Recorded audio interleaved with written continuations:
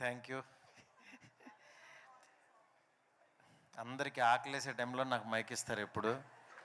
మీ వాళ్ళేమో మాటలతో ఈడే మా కడుపు నింపుతారని ఆడేమో సార్. ఈడెంతసేపు మాట్లాడతాడరా బాబు అని అనుకుంటారు, కానీ పాపం వినాలనుకుంటారు ఏదో రెస్పెక్ట్ మీద.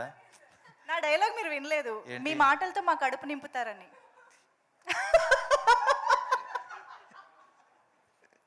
వేసా మంజుష. Sir please. ఎనివే చాలా హ్యాపీగా ఉందండి. ఈ సినిమా భలే ఉన్నాడే. ఒక 1.5 ఇయర్ నుంచి వీళ్ళు ట్రావెల్ అవుతున్నారు. దీంతో చాలా ఎమోషనల్ జర్నీ ఉంది. అందుకే ఒకళ్ళు ఏడుస్తున్నారు, ఒకళ్ళు అంటే వాళ్ళకి నిజంగా ఈ సినిమా ఎప్పుడు రిలీజ్ అవుద్దా అనే దీంట్లో వర్క్ చేశారు. ఆ, ఈ సినిమాతో ఒక కొత్త టీము నిజంగా స్క్రీన్ మీదకి రావడం చాలా హ్యాపీగా ఉంది. అందులో శివసాయి ఒక డైరెక్టర్గా, అలాగే హీరోయిన్ మనీషా, కిరణ్ గారు ప్రొడ్యూసర్గా ఒక కొత్త టీం పరిచయం అవుతున్నారు. డెఫినెట్గా ఈ సినిమా డిసప్పాయింట్ చేయదు.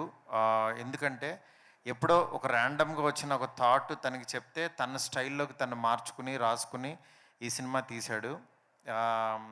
శివసాయి నిజంగా చాలా, ఎందుకంటే చాలా పెక్యులర్ మనిషి.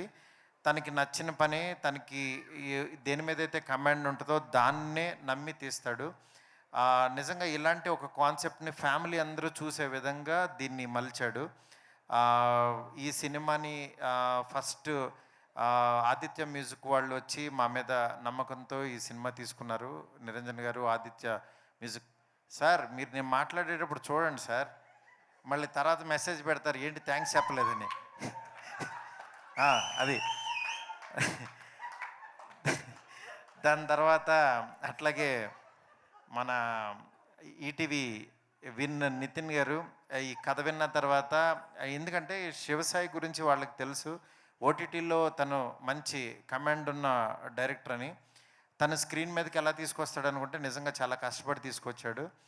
అట్లాగే ఈ సినిమాని ఎక్కడా కాంప్రమైజ్ అవ్వకుండా నిజంగా ఎంత ఇదైనా సరే కష్టపడి తీసిన రవికిరణ్ ఆర్ట్స్ రవి గారు, అట్లాగే కిరణ్ గారు ప్రొడ్యూసర్స్ ఇద్దరూ కూడా చాలా బాగా చేశారు.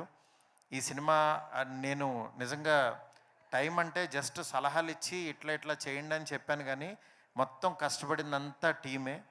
దీంట్లో మెయిన్ వన్ మ్యాన్ షో లాగా మా గోవిందరాజు గారు భుజం మీద వేసుకుని అందరిని మోటివేట్ చేసుకుంటూ చాలా కష్టపడి ఈ సినిమా నమ్మి వెళ్ళాడు. గోవిందరాజు గారు ఎక్కడా సార్? మీతో నా జర్నీ ఎప్పటికీ అలా ఉంటుంది సార్. నిజంగా మంచి టీం అండి వీళ్ళందరూ ఇంత కష్టపడినందుకు డెఫినెట్గా చాలా ఈ సినిమా హిట్ అయ్యి మీరందరూ బ్లెస్ చేస్తారని కోరుకుంటున్నాను.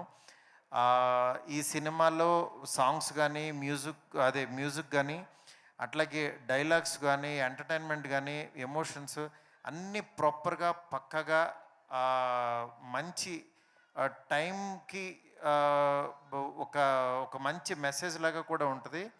At the same time present జనరేషన్లో ఇది ప్రాబ్లం ఉంది. ఈ ప్రాబ్లమ్ని చాలా ఫ్యామిలీ అందరూ చూసే విధంగా తిను నిజంగా బాగా చేశాడు. నాగేష్ గారు అట్లాగే చాలా బాగా చూపించారు. టీం అందరి గురించి ఇంకా చెప్పేదేం లేదు, అందరూ డైరెక్షన్ డిపార్ట్మెంట్ అందరూ బాగా చేశారు.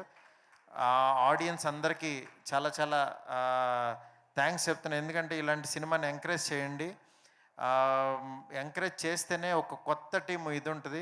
ఎందుకంటే నాలంటోడు ఎవడో ఒకళ్ళు యాక్చువల్గా ఇలాంటి టీంని కొంచెం ముందుకు పంపిస్తూ ఉంటే డెఫినెట్గా మీరు నేను ఈ రోజులలో ఎలా వచ్చానో అట్లా ఈ టీం కూడా రావాలని చెప్పి మనస్ఫూర్తిగా కోరుకుంటున్నాను.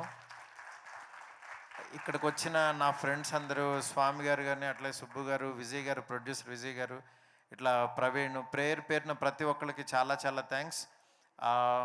ఈ సినిమా ఇంకా చూడండి, రేపు ప్రీమియర్ పెడుతున్నారు. ఉందా ఓకే, ఉందంట. నాకు కూడా చెప్పలేదు, ఎందుకంటే నేను చాలా షూటింగ్లో చాలా బిజీగా ఉన్నాను, అందుకని యాక్చువల్గా వీళ్ళే చేస్తున్నారు. రేపు ప్రీమియర్స్ ఉంటే అట్లాగే ఎల్లుండ సినిమా రిలీజ్ అవుతుంది 13th. ఫ్యామిలీస్తో వెళ్ళి చూడండి.